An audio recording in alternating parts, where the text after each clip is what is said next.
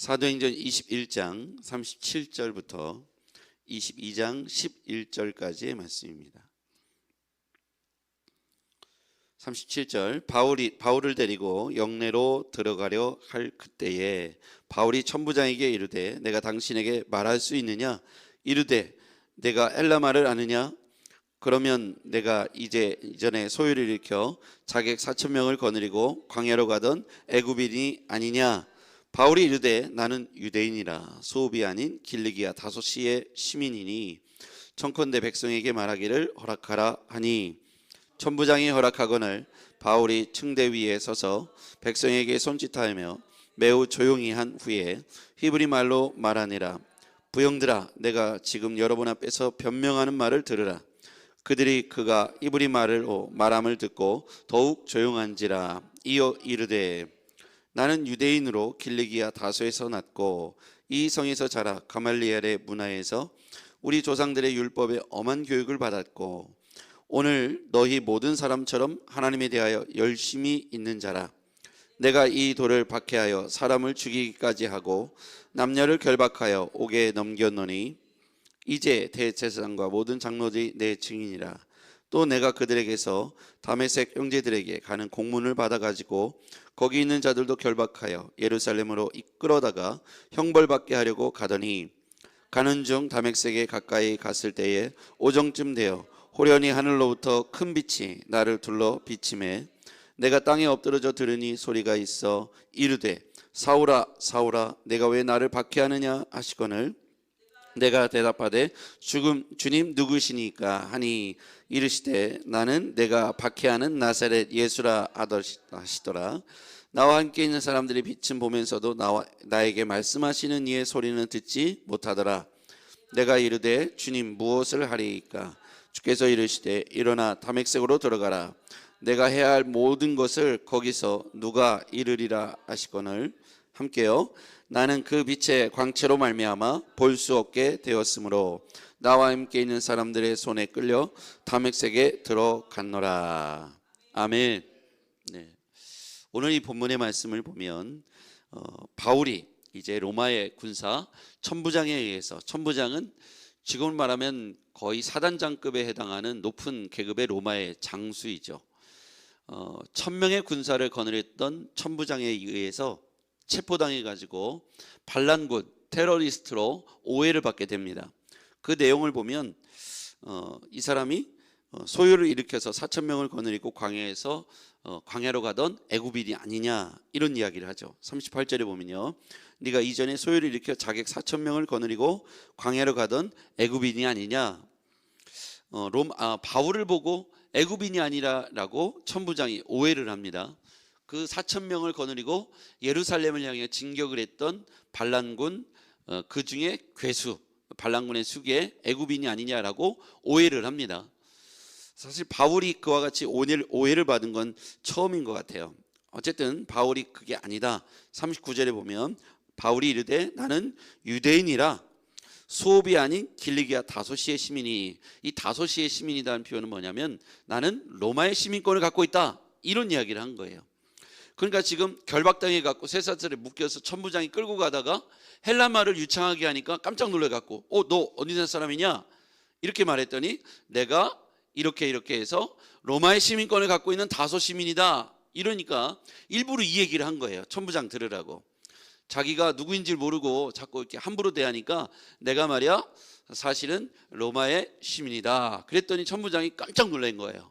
그래갖고 지금 자기가 이 사람을 데려가면 안 되겠구나라고 생각하는 찰나에 그 기회를 삐짓고 체포당해서 끌려가던 바울이 나 좀 말하게 해주라 이런 이야기를 해요. 그랬더니 천부장이 꼼짝없이 그러면 말을 하라.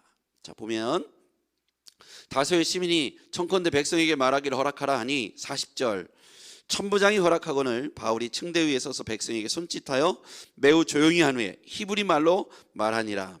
왜 히브리 말로 얘기했을까요? 좀 전에는 헬라 말을 해가지고 깜짝 놀랐는데 헬라 말을 어떻게 하느냐 그랬더니 내가 로마의 시민이다 이 얘기를 한 후에는 갑자기 층대 위에 올라가서 사람들이 다 모이는 데서 자기를 죽이려고 대들었던 유대인들을 향해서 일부러 헬라 말을 하지 않고 히브리 말로 말하는 거죠. 누구 들으라고요? 유대인들 들으라고요. 유대인들이 이 바울을 죽이려고 막 했어요. 그러면서 유대인들을 위하여 히브리 말로 변명하는 말을 시작했다. 여기서 변명이라는 표현은 간증을 한 겁니다. 바울 자신이 어떻게 예수를 만나고 복음을 전하게 된 사람이 되는지에 대한 간증을 하죠. 그랬더니 히브리 사람들이 히브리 말로 이야기하니까, 갑자기 헬라 말을 할 줄 알았는데 히브리 말로 이야기하니까 귀 기울여서 듣기 시작합니다. 그러면서 3절, 나는 유대인으로 길르기아 다소에서 났고 이 성에서 자라 가말리엘의 문화에서 우리 조상들의 율법의 엄한 교훈을 받았고 오늘 너희 모든 사람처럼 하나님께 대하여 열심히 있는 자라. 이게 변화되기 회심하기 직전에 바울의 모습을 간증하고 있는 거예요. 내가 어떤 사람이었냐? 내가 가말리엘 문화생 출신이고 다섯 사람이고, 그런데 내가 너희들처럼 똑같이 유대인으로서 율법의 엄한 교육을 받았고, 그리고 너희들처럼 똑같이 하나님께 대하여 열심히 있던 사람이다. 이렇게 자기의 과거를 소개합니다. 4절에 보니까 내가 이 도를 박해하여, 이 도는 복음이죠. 예수 그리스도가 부활하셨다, 예수 그리스도가 구원자이시다, 이 도를 박해하여 사람을 죽이기까지 하고 남녀를 결박하여 옥에 넘겼다. 이거는 변화되기 회심하기 직전에 바울의 모습을 간증하고 있는 겁니다. 이에 대제사장들과 모든 장로들이 내 증인이라. 또 내가 그들에게서 다메섹 형제들에게 가는 공문을 받아가지고 거기 있는 자들도 결박하여 예루살렘을 끌어다가 형벌을 받게 하려고 가는 도중에, 다메섹 도상에서 예수를 만난 사건을 이야기하죠. 근데 예수를 빛 가운데서 만나서 땅에 엎드려져서 소리를 듣게 되죠. 왜 나를 핍박하느냐? 누구십니까? 나는 네가 박해하는 나사렛 예수더라. 9절 함께 읽겠습니다. 시작. 나와 함께 있는 사람들이 빛은 보면서도 나에게 말씀하신 이의 소리는 듣지 못하더라. 빛이 강력하게 비춰지는데, 강력하게 다메섹으로 가는 길 가운데에서, 길 한가운데에서 음성이 크게 들렸고 강력한 빛이 쏘여졌다는 거예요. 그런데 사람들이 이 빛을 보면서 바울이 눈이 멀게 된 것을 똑같이 빛을 본 겁니다. 그런데 예수님께서 나는 네가 박해하는 나사렛 예수다 하는 음성은 사람들이 아무도 못 들은 거예요. 오로지 바울에게만 그 음성이 들려졌습니다. 저는 이 말씀을 묵상하면서 사람들이 눈에 보이는 현상은 동일하게 보지만 하나님의 음성을 듣지 못하는구나, 이런 생각을 갖게 되었습니다. 여러분, 성령이 우리에게 말씀하시고 예수께서 우리에게 말씀하시고 하나님께서 우리에게 말씀하시는 그 음성을 성령으로 말미암지 않고는 들을 수가 없다는 얘기죠. 그래서 우리 기도하는 사람, 믿는 사람들에게는 하나님께서 우리에게 들려주시는 성령의 감동으로 말미암는 메시지, 말씀이 우리에게 들린다는 거예요. 그래서 여러분이 이해가 되지 않는 삶의 어려운 일을 만날 때 주님께 질문하시길 바랍니다. 그럼 하나님께서 여러분에게 성령을 통해서 감동을 주실 겁니다. 여러분의 마음에 성령께서 말씀하실 거예요. 예수께서 말씀하시고 하나님께서 여러분에게 말씀을 해 주실 거예요.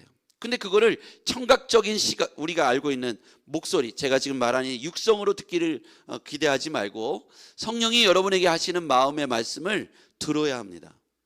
들을 때 말씀, 이 성경책에 기록된 말씀을 통해서 우리에게 주실 수도 있고, 설교를 통해서 주실 수도 있고, 여러분이 기도하는 중에 성령이 하시는 말씀을, 하나님의 음성을 들을 수 있습니다. 눈으로 보여지는 것, 귀로 듣는 것, 여기에 너무 치중하다 보면 우리가 하나님의 음성을 들을 때 눈과 귀로만 확인하려고 하면 나는 보이는 것도 없고 나는 들리는 것도 없습니다, 이렇게 말할 수 있거든요. 성령이 우리에게 감동을 주시는 것을 깨달아야 합니다.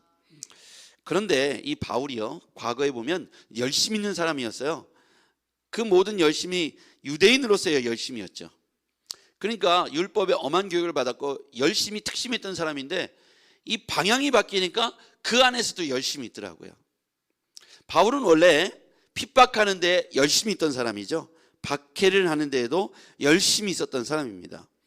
아까 3절 말씀 볼게요. 나는 유대인으로 길르기아 다소에서 났고 이 성에서 자라 가말리엘의 문화에서 우리 조상들의 율법에 엄한 교육을 받았고 오늘 너희 모든 사람처럼 하나님께 대하여 열심히 있는 자라.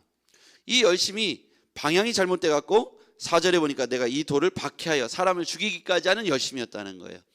그러니까 잘못 깨달으면 흉기가 되더라고요. 잘못 일을 하면 박해하는 일을 하게 되고요. 이 도를 분명히 깨닫고 예수 그리스도를 다메섹 길에서 음성을 듣고 예수를 극적으로 만나게 되죠. 근데 여기에 보면 예수께서 그의 삶 가운데 찾아오신 거예요. 그런데 다른 사람은 예수의 음성을 듣지 못했는데 오로지 바울만 예수의 음성을 듣고 고꾸라지죠. 하나님께서 우리에게 찾아오십니다. 예수님께서 찾아오시고 성령님이 찾아오세요. 그분을 만나서 우리의 삶의 방향성이 그 복음의 길에 합당한 인생이 되기를 주의 이름으로 축복합니다. 우리가 돈을 열심히 벌잖아요. 또 열심히 성공하지 않습니까? 우리가 사도 바울이 세상으로 말하면 유대인의 기준으로 보면 성공한 인생입니다. 로마의 시민권을 갖고 있으면서 유대인이에요. 로마의 시민권을 갖고 있으면서 가말리엘 문해성입니다. 그러니까 당시에 많은 사람들이 추구했던 유대인으로서 로마의 시민권을 갖고 있고 최고의 문벌을 갖고 있는 그런 가문의 사람이고 공부를 했다 이겁니다. 이 사람이 성공을 이뤘는데 하나님 안에서의 성공이 아니라 이 열심이 자기가 믿고 있는 유대 율법 안에서 열심이었기 때문에 예수께서 메시아로 오셨지만 그 예수를 박해하는데 그 열심이 쓰여졌다는 거예요. 얼마나 불행합니까? 메시아가 그토록 고대하던, 유대인들이 고대하던 메시아가 오셨는데 예수님인 줄 알아보지 못하고 그 예수를 잡아 죽이고 그의 잔당들을 잡아 죽이는데 앞장섰다고 하니 얼마나 불행한 것입니까? 도를 못 깨달으면 이렇게 흉기가 될 수 있는 것이죠. 우리가 돈을 많이 버는 것이 인생의 성공, 그리고 명예를 갖고 권력을 갖는 것이 인생의 성공인데 제대로 변화되지 못한 사람들이, 하나님 안에서 born again, 중생하지 못한 사람들이 그 권력과 물질과 어떤 상황에서 리더가 되면 많은 사람을 박해하고 상처받게 하고 힘들게 할 수 있다는 것을 기억해야 돼요. 그래서 우리는 위정자들을 위해서 기도해야 되고 리더들을 위해서 기도해야 되고, 그리고 우리 자신이 그런 변화된 다메섹에서 변화된 바울, 그렇죠? 그 바울과 같은 삶으로 우리가 변화되어야 될 줄 믿습니다. 하나님 안에서 이 열심히 쓰임 받기를 바랍니다. 옳은 일에 이 열심히 쓰임 받기를 바랍니다. 예수를 만나면 삶의 방향성이 유턴되는 것이죠. 예수를 박해하고 그의 제자들을 박해하는 일에 열심을 내었던 사람이 유턴되어서 올바른 길을 찾고 나니까, 예수를 만나고 나니까 복음을 전함에 있어서 사람들이 목숨이 위태로우니까 예루살렘에 돌아가지 마시오, 거기 가면 체포당하고 죽게 되어, 아무리 말려도 바울이 어떻습니까? 나의 복음을, 나의 사명을 감당하는 일에는 나의 목숨도 조금도 아깝게 여기지 않겠다. 이게 보통 사람이 할 수 없는 거예요. 이 사람은 원래 열심히 있는 사람이었어요. 원래 열정 있는 사람이었다 이겁니다. 그런데 죄를 짓는 일에 열정을 다하고 물질을 쓰고 권력을 행사하면 여러 사람을 잡아 죽이고 스데반을 죽이고 이런 일에 열심을 낼 수 있는 위험한 것이죠. 그런데 기독교 초기 역사에 바울의 회심과 변화는요, 초대교회의 엄청난 부흥과, 그리고 우리가 성경을 보면 바울이 3분의 1을 기록하고 있어요. 그러니까 소아시아, 유럽의 복음 전도의 1차, 2차, 3차 전도, 세계 전도 여행이 얼마나 파급력이 있었는지를 우리는 알고 있어요. 사울 변화되어 바울이 된 이 한 사람의 회심 사건은 놀라운 변화를 일으켰다는 것이죠. 당시에 이 유럽 땅에 지각 변동이 일어난 것은 바울 때문이었다는 거예요. 하나님께서 그 바울을 들어 사용하시는데 그의 열심을 들어 사용하셨다고 믿습니다. 원래 이 사람은 하나님께 대하여 열심히 있었던 사람이에요. 몰라서 박해했던 거예요. 그렇죠? 그러니까 우리가 또 다른 바울을 이 땅에서 찾아내야 되는 거예요. 그 사람이 지금 박해하는 일을, 그 일을 하고 있을지도 몰라요. 그 사람이 지금 예수를 핍박하고 있는지도 모르고 자기 아내와 아이들을 힘들게 하고 자기 남편을 힘들게 하고 있는지도 모르겠어요. 근데 그 사람이 회심만 하면 바울처럼 놀라운 사역자가 될 수 있다는 것이죠. 사람들이 이렇게 생각했을 것 같아요. 당시에도 그랬죠. 야, 저놈은 안 돼. 쟤가 우리한테 오면 쟤는 아마 우리를 다 잡아다가 스데반처럼 우리를 잡아다 죽일 거야. 그래서 쟤는 구원받으면 안 돼. 쟤는 구원받기 힘들어. 이렇게 사울의 회심을 의심했던 사람들이 있었을 거예요. 근데 여러분, 우리가 또 다른 바나바가 되어야 합니다. 그래서 사울이지만 변화될 바울을 바라보고 한 영혼을 찾아서 그가 초대교회에 엄청난 역할을 했던 바울로 변화됐듯이 오늘 우리가 그와 같은 사람들에게 또 복음을 전해서 또 다른 바울이 세워지도록 열정 있는 사람들이 주님 안에서 쓰임받도록 우리는 그 또 다른 바나바가 되어야 합니다. 이 사람이 회심했죠.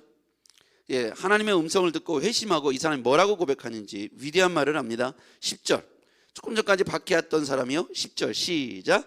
내가 이르되 주님 무엇을 하리까. 여기까지 보면요, 이 사람이 변화돼요. 근데 첫 번째 단어가 뭐냐면 주님 제가 무엇을 하면 되겠습니까? 이 사람은요 열심히 있는 사람이에요.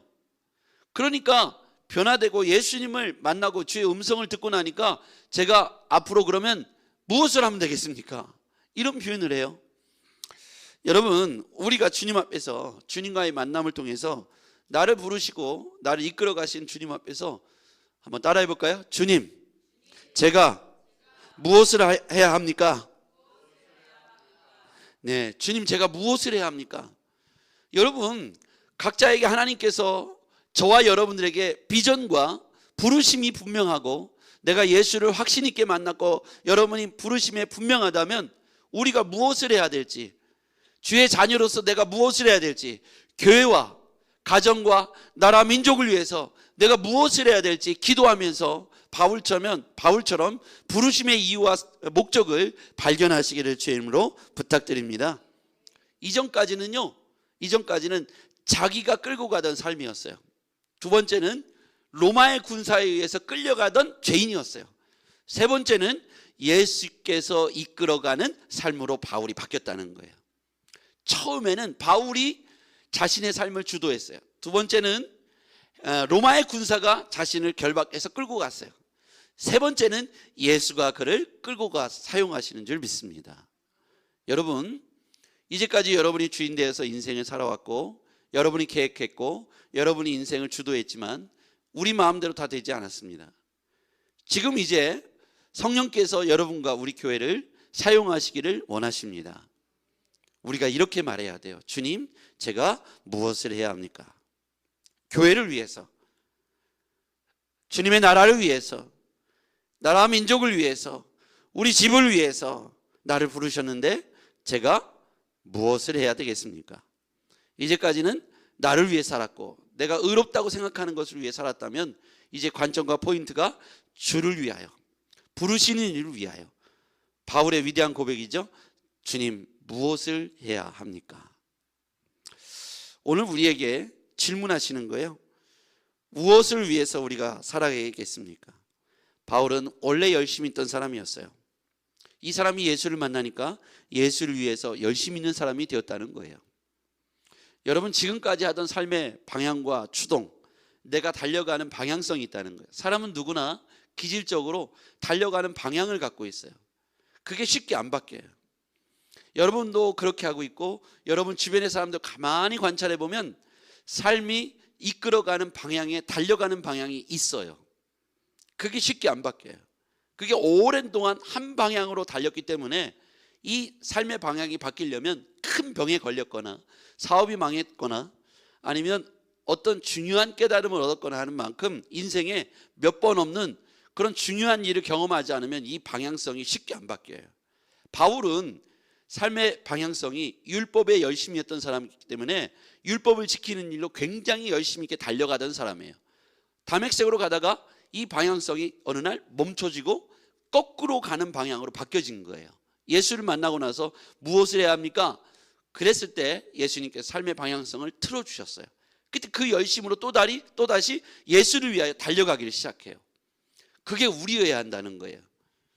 우리가 원래 열심히 있고 열정이었던 사람이었다면 술 먹고 친구 만나고 돈 버는 거에 열정과 열심을 주님 만나기 전까지 다 쓰지 마시고 우리 주님 앞에 그 시간과 열정들을 하나님 앞에 드리신다면 나머지의 삶을 하나님께서 책임져 주실 줄 믿습니다.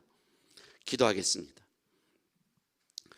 주님, 우리 주님을 만나고 보니 우리 주님께서 우리를 위하여 무엇을 우리가 어떻게 해야 될지, 우리가 주님을 위하여 남은 삶을 어떻게 드려야 될지 기도하게 됩니다. 부르심의 이유가 목적이 있을 텐데 주님 무엇을 하리이까? 오늘 바울의 고백이 우리의 고백입니다. 주님, 우리를 선한 길로 인도하여 주시옵소서. 예수께서 이끌어 가시는 삶을 살아가게 하옵소서. 또 다른 바나바가 되어 또 다른 바울을 우리가 구원해 주의 말씀으로 인도할 수 있는 그런 우리가 되게 하여 주시옵소서. 예수님의 이름으로 기도했습니다. 아멘.